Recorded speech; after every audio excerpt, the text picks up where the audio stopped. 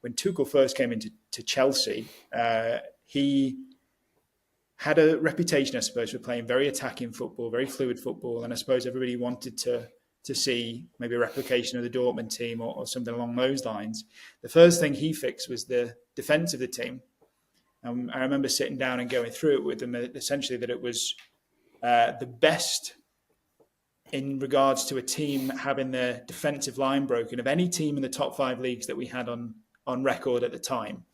And I think it's only been equalled by Arsenal last season in the Premier League since then, of an average of, I think, 30 suffered bypass defenders per game.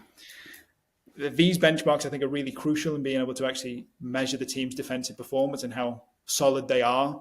Not to say that every team needs to sit back like Wolves have done here, but it's a way of also winning games that obviously needs to be measured. It's really interesting because I saw a quote on your website, which I've seen previously from Tuchel.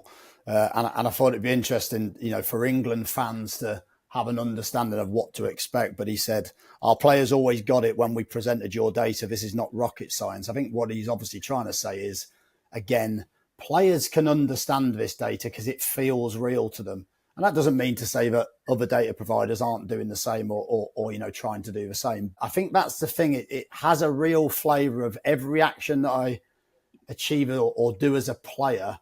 It's being judged in a performance way. For example, if I'm a defender and I get beaten, sometimes that, in some ways, that would go down as my poor play, my poor defender. But actually, some of it now you're trying to measure, have I been left isolated as a defender? Has somebody else been in a poor position?